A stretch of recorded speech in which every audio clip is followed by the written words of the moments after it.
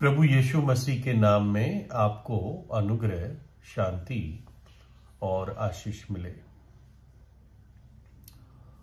Slave trading यानी गुलामों का खरीदना बेचना, ये आज से 200-250 साल पहले ही बंद हुआ।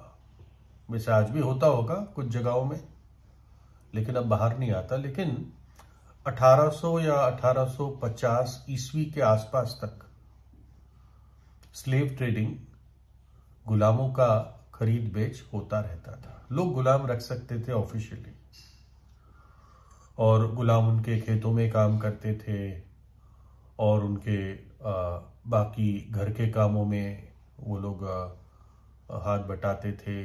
गुलामों के परिवार होते थे और जो घर की मालकिन होती थी उसकी मदद करने के लिए बच्चियां होती थी।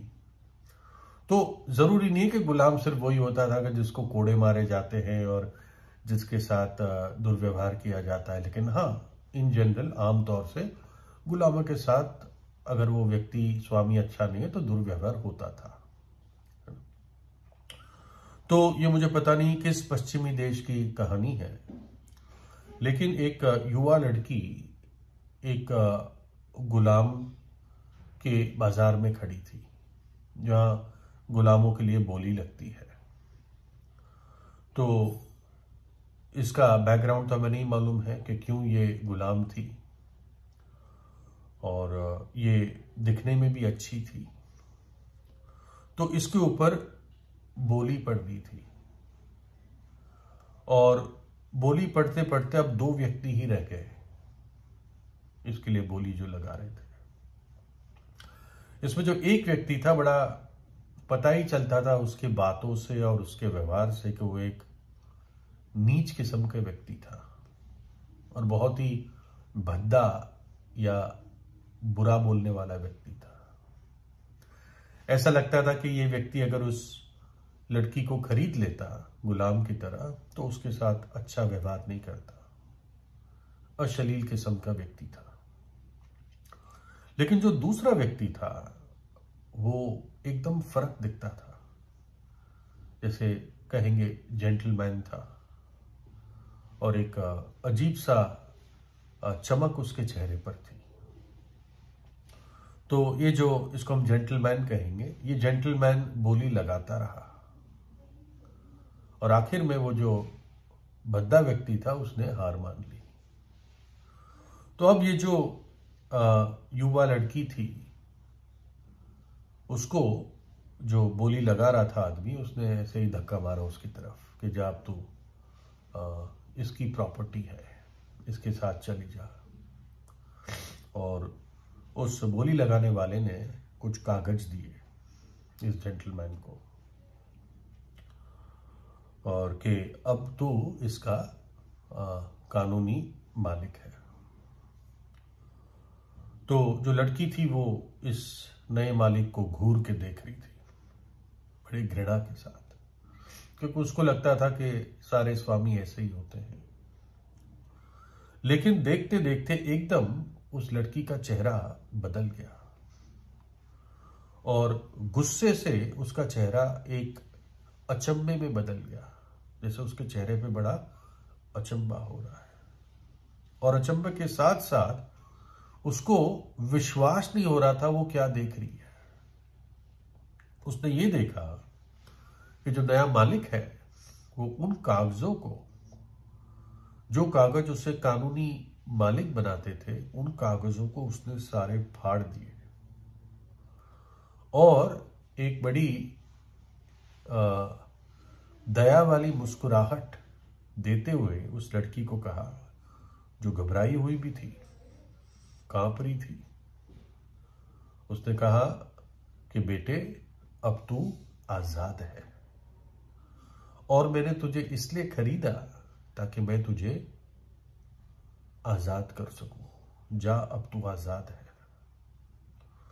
और वो इतनी भौचक्की रह गई कि उसके पास बोलने के लिए शब्द नहीं थे, और बस देखती रह गई, और फिर खुशी के आंसुओं के साथ वो रोने लगी। वो शब्द उसको मिल नहीं रहे थे वो जो कहना चाह रही थी। आखिर में वो उस नए स्वामी के कदमों पे पड़ गई और आंसुओं के साथ वो बोली कि स्वामी, आप सचमुच में आदर और प्यार के योग्य हैं। मैं जीवन भर आपकी सेवा करूंगी, यानी आपके परिवार की सेवा करूंगी। और जो वो कागज नहीं कर सकते थे, कागज उसको कानूनी मालिक बना रहे थे, लेकिन वो कागज उसको दिल से उसकी सेवा नहीं ले सकते थे। दिल से उस स्वामी की सेवा ना करती, वो तो जबरदस्ती करती, इसलिए सबसे पहले उसको घृणा के साथ देख रही थी। लेकिन इस व्यक्ति की दया ने, कृपा ने, भलाई ने, अनुग्रह ने इस बच्ची को पूरी तौर से जीत लिया। ऐसे ही जो सच्चा स्वामी है इस जगत में, वो इस दुनिया में आया था हमें छुड़ाने के लिए, हमें बचाने के लिए और आजाद करने के लिए। प्रभु यीशु मसीह वो सच्चा स्वामी है। परमेश्वर का अनुग्रह पूरी मानव जाति पर प्रकट हुआ है। यीशु मसीह ने हमारे लिए कीमत चुकाई। कैसे? दुख उठा उठाकर क्रूस पर अपना पवित्र लहू बहाकर और अपना बलिदान देकर। जो हमारा प्राकृतिक स्वभाव है,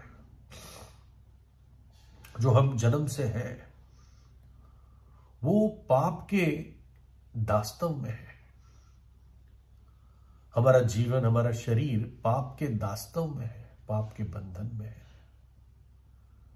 वो हमें वो स्वभाव में पाप करने के लिए मजबूर करता है। जो भलाई, जो अच्छाई, जो पवित्रता हम जानते हैं, वो कर नहीं पाते। जो बुराई, जो घिनौने काम हम छोड़ना चाहते हैं, हम उसको छोड़ नहीं पाते। क्यों? कि पाप के गुलाम है। बाइबल कुछ सवाल पूछती है। जब तुम पाप के दास थे तो धार्मिकता की ओर से स्वतंत्र थे। जब पाप के दास थे तो कोई अच्छी चीज थोड़ी कर पाते, धार्मिकता की बातें, सच बातें, सही बातें थोड़ी कर पाते। सो जिन बातों से अब तुम लज्जित होते हो, उनसे उस समय तुम्हें क्या फल मिलता था? अब जब उन बातों को सोचते हो जो तुम पहले करते थे या करते हो, ये सोचो इससे तुम्हें क्या फल मिलता है, इससे तुम्हें क्या लाभ होता है। क्योंकि उनका अंत तो मृत्यु है, परंतु अब पाप से स्वतंत्र होकर और परमेश्वर के दास बनकर तुमको फल मिला, जिससे पवित्रता प्राप्त होती है और उसका अंत अनंत जीवन है। वो कहता है जो पाप तुम करते थे या करते हो, इसका अंत मृत्यु है, सजा है अनंत काल की नरक में। लेकिन उससे अगर छूटते हो तो अब तुम पाप के दास नहीं, परंतु परमेश्वर के दास, उसकी संतान हो जाते हो और पवित्रता प्राप्त करते हो, पवित्रता में सिद्ध होते जाते हो और आखिर में अनंत जीवन है। क्योंकि पाप की मजदूरी तो मृत्यु है, परंतु परमेश्वर का वरदान हमारे प्रभु यीशु मसीह में अनंत जीवन है। प्रभु यीशु तीसरे दिन मृतकों में से जी उठा। ना केवल वो पाप क्षमा करता है, लेकिन पाप के बंधन से, ताकत से, सजा से, नतीजों से हमें बचाता है, छुड़ाता है। ऐसा जीवित स्वामी है जो सदा के लिए, अनंत काल के लिए जीवित है। और जो उसके द्वारा आजाद होते हैं, जो यीशु को जानकर स्वतंत्र होते हैं, वो जीवन भर उसके विश्वास योग्य रहते हैं। वो कहते हैं, प्रभु तू सचमुच में मेरे आदर और प्यार के योग्य है। मैं सदा तेरी सेवा करूंगा, हर परिस्थिति में तेरी सेवा करूंगा। कुछ प्रभु यीशु के चेले उसको छोड़कर चले गए कि तो कठिन कठिन बातें बोलता है। इस पर उसके चेलों में से बहुतेरे उल्टे फिर गए और उसके बाद उसके साथ ना चले। तब यीशु ने उन 12 से कहा जो करीब के चेले थे, क्या तुम भी चले जाना चाहते हो? शमौन पतरस, जो एक प्रभु का करीबी चेला था, उसने उसको उत्तर दिया कि हे प्रभु, हम किसके पास जाएं? अनंत जीवन की बातें तो तेरे ही पास है। प्रभु, हम किसी के पास अब जाना नहीं चाहते। अनंत जीवन की बातें तो तेरे ही पास है। तेरे ही पास वो जीवन का सोता है। तेरी ही रोशनी में हमने रोशनी पाई है। एक गीत है